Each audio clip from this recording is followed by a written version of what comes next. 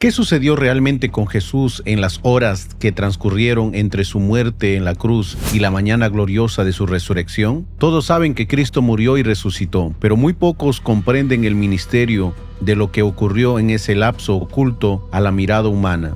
La Escritura enseña que Él descendió a las profundidades de la tierra, a ese lugar donde van las almas después de la muerte. Este acontecimiento ha generado debates, preguntas y hasta confusión a lo largo de los siglos. ¿Por qué el Hijo de Dios habría de descender allí? ¿Fue un acto de derrota o fue una manifestación suprema de victoria? En este video exploraremos el verdadero sentido de ese descenso. Descubriremos qué significa el lugar de los muertos según la revelación bíblica, cómo estaba dividido y cuál fue el propósito divino al permitir que el Mesías entrara en las regiones invisibles. Jesús no fue vencido por la muerte. Él bajó a las profundidades para demostrar que ni la tumba, ni las tinieblas, ni el poder del infierno pueden resistir su gloria eterna. Lo que vamos a descubrir nos permitirá ver con nuevos ojos la grandeza de su obra y comprender que la victoria de la cruz se extiende incluso a los lugares más ocultos de la creación. Empezamos este recorrido.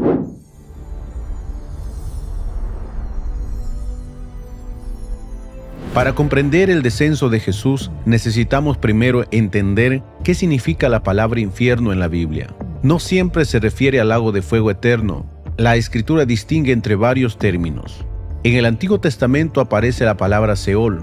Esta palabra hebrea describe el lugar que descendían todos los muertos, tanto justos como injustos. No era un sitio específico de castigo, sino el estado general de los muertos, un lugar profundo, invisible y oculto a los ojos humanos. El Seol era, en la mente hebrea, la gran morada de quienes partían de esta vida. Cuando la Biblia fue traducida al griego, el término equivalente fue Hades, que en la cultura griega el Hades también representaba el mundo de los muertos, el reino de las sombras. Por eso, tanto Seol como Hades apuntan a la misma realidad, el destino de las almas después de la muerte, antes de la obra redentora de Cristo.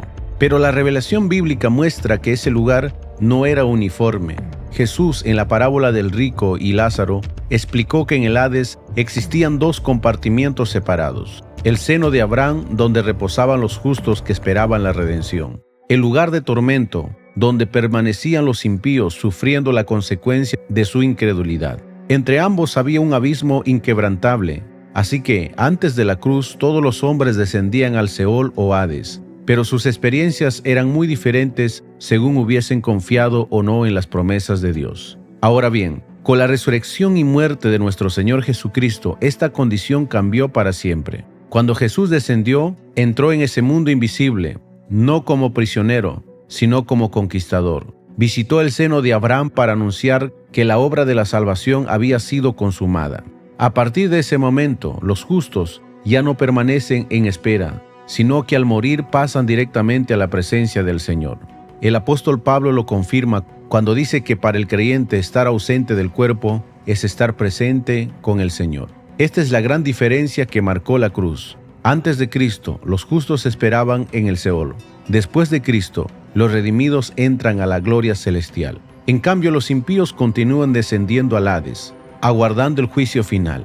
Al final de los tiempos serán arrojados al lago de fuego, llamado Gehenna, donde experimentarán la condenación eterna. Por lo tanto, al hablar de Seol y Hades, entendemos que son el mismo concepto hebreo y griego, el mundo intermedio de los muertos. Pero gracias al sacrificio de Cristo, el destino de los justos cambió radicalmente, mientras los incrédulos siguen bajo la espera del juicio.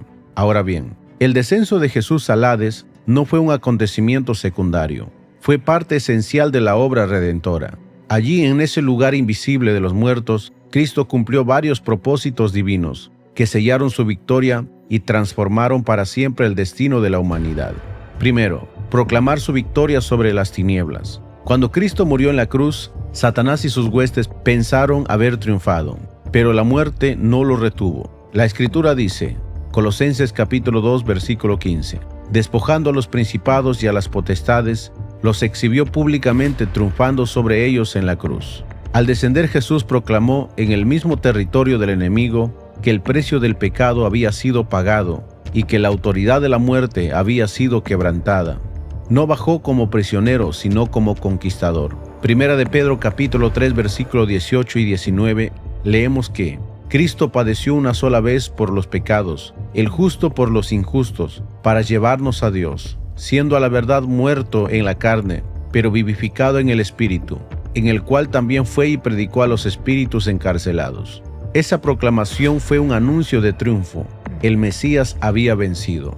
En segundo lugar, confirmar la esperanza de los justos que aguardaban. Durante siglos los hombres y mujeres que habían creído en las promesas de Dios reposaban en el seno de Abraham, un lugar de consuelo dentro del Hades. Allí estaban Abraham, Moisés, David, Isaías, Jeremías, los profetas y todos los que habían esperado en la venida del Mesías. La historia del rico y Lázaro en Lucas capítulo 16 muestra con claridad esta división. Los impíos sufrirán tormento, mientras los justos esperaban en reposo, separados por un abismo. Cuando Jesús descendió, les confirmó que la promesa se había cumplido. El sacrificio perfecto había sido ofrecido y la redención ya no era una esperanza futura, sino una realidad presente. Hebreos capítulo 11 nos recuerda que aquellos héroes de la fe murieron sin haber recibido lo prometido, pero lo vieron y lo saludaron de lejos. Con Cristo lo esperado se cumplió. En tercer lugar, abrir el acceso directo a la presencia de Dios. Antes de la cruz, ningún justo entraba plenamente a la gloria celestial. Todos aguardaban en el seno de Abraham, esperando el sacrificio del Cordero de Dios. Cuando Cristo murió y resucitó, el camino quedó abierto. Hebreos capítulo 10, versículo 19 y 20 dice: Así que hermanos, teniendo libertad para entrar en el lugar santísimo por la sangre de Jesucristo, por el camino nuevo y vivo que Él nos abrió a través del velo, esto es, de su carne. Por eso Pablo pudo decir con convicción también en 2 Corintios capítulo 5 verso 8: Confiamos y más quisiéramos estar ausentes del cuerpo y presentes al Señor. Lo que antes era espera, ahora es acceso inmediato. La muerte para el creyente se convirtió en una puerta hacia la gloria de Dios. En cuarto lugar, despojar a la muerte y al Hades de su poder. Desde el Edén, la muerte había sido el enemigo más temido del ser humano. Nadie podía escapar de su dominio. El Hades era visto como un reino invencible, pero cuando Cristo descendió, despojó a la muerte de su poder y le arrebató sus llaves. En Apocalipsis capítulo 1, verso 18, el Señor resucitado proclama: Yo soy el que vivo y estuve muerto, mas he aquí que vivo por los siglos de los siglos. Amén. Y tengo las llaves de la muerte y del Hades. Esto significa que Jesús tiene ahora la autoridad absoluta sobre la vida, la muerte y el destino eterno de las almas. La muerte ya no es el final para quienes creen en Él, sino un paso hacia la eternidad con Dios. Uno de los mayores misterios del descenso de Jesús al Hades es lo que ocurrió con los justos que habían muerto antes de la cruz. Durante siglos, aquellos que creyeron en las promesas de Dios reposaban en el seno de Abraham.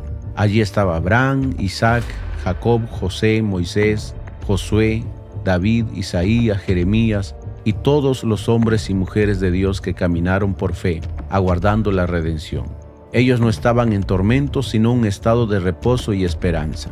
Cuando Cristo descendió al Hades, les anunció que la redención había sido consumada. Ese momento marcó el fin de la espera.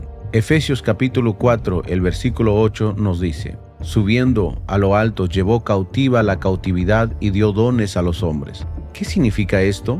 Que al ascender victorioso, Jesús llevó consigo a los justos que aguardaban en el seno de Abraham y los trasladó a la presencia de Dios en el cielo. Lo que antes era un estado intermedio de espera, se convirtió en una entrada gloriosa de comunión eterna con el Padre. Este traslado fue una de las mayores victorias del descenso de Cristo. Liberó a los justos del antiguo pacto y los llevó a la presencia eterna de Dios. Esa es la razón por la cual Apocalipsis presenta a los redimidos adorando delante del trono, porque Cristo cumplió lo que ellos esperaban con paciencia. El descenso de Cristo al Hades no fue solo un evento histórico en el mundo espiritual, sino que tiene un profundo significado para la vida de la iglesia en nuestros días. Lo que Jesús hizo en esas horas invisibles sigue siendo una fuente de consuelo y seguridad y esperanza para todos los creyentes. Como veremos a continuación, primero, seguridad frente a la muerte. El gran temor de la humanidad siempre ha sido la muerte. El escritor a los Hebreos lo describe diciendo que muchos vivían sujetos a servidumbre por el temor a la muerte. Pero con su descenso y victoria, Cristo quitó el aguijón de la muerte. Por eso Pablo puede proclamar con firmeza: ¿dónde está, oh muerte, tu aguijón? ¿Dónde, oh sepulcro, tu victoria? La muerte ya no es un fin. Para el creyente, morir es estar inmediatamente en la presencia de Dios. Segundo, victoria sobre el poder del infierno. Cuando Jesús tomó las llaves de la muerte y del Hades, arrebató a Satanás la autoridad que por siglos había usado para esclavizar a los hombres. Hoy la iglesia puede caminar en esa victoria. Cristo dijo: yo soy el que vivo y estuve muerto, mas he aquí que vivo por los siglos de los siglos. Amén. Y tengo las llaves de la muerte y del Hades. Apocalipsis capítulo 1, versículo 18. Esto significa que el enemigo ya no tiene la última palabra sobre el destino del creyente. La iglesia vive bajo la autoridad de Cristo resucitado, no bajo la amenaza de las tinieblas. Tercero, esperanza firme de la resurrección. El descenso de Cristo al Hades fue la antesala de su gloriosa resurrección. Así como Él venció y salió victorioso de entre los muertos, así también los que han creído en Él resucitarán para vida eterna. Pablo lo afirma en 1 Tesalonicenses capítulo 4, versos 14 al 16. Porque si creemos que Jesús murió y resucitó, así también traerá Dios con Jesús a los que durmieron en Él. Porque el Señor mismo, con voz de mando, con voz de arcángel y con trompeta de Dios, descenderá de los cielos, y los muertos en Cristo resucitarán primero. La resurrección de Jesús garantiza la resurrección de la iglesia. El triunfo sobre el Hades es el triunfo sobre nuestra propia tumba. Hemos recurrido a un misterio profundo de la fe cristiana: el descenso de Jesús al Hades. No fue un detalle oculto sin importancia, sino un evento central de la obra de la redención. Descendió no como víctima, sino como conquistador. Bajó a las profundidades, no para ser vencido, sino para anunciar su triunfo. Allí proclamó la derrota del enemigo, confirmó la fe de los justos, abrió acceso al cielo y arrebató las llaves de la muerte y del Hades. Gracias a este acto glorioso, hoy la iglesia tiene seguridad en medio de la muerte, victoria frente al poder del infierno y esperanza de una resurrección gloriosa. Este mensaje no solamente es una historia, es una invitación personal. Jesús descendió al Hades para que tú no tengas que descender allí. Él pagó el precio. Cuando llegue tu hora, no te espere un lugar de tormento, sino la vida eterna en la presencia de Dios. La pregunta es: ¿estás preparado para ese día? ¿Tu vida está escondida en Cristo? ¿Tu corazón ha sido lavado por la sangre del Cordero? El Evangelio nos recuerda que el descenso de Jesús fue por amor. Él bajó a las profundidades para levantarnos a lo más alto, y hoy extiende su mano para que lo recibas como Señor y Salvador. No dejes pasar este llamado. La victoria de Cristo sobre el Hades puede ser tu victoria hoy. Cree en Él, ríndete y asegúrate de que tu destino no sea condenación, sino la vida eterna en la gloria de Dios. Así llegamos al final de este video. Esperamos que haya sido de mucha bendición. Nos vemos en el próximo video.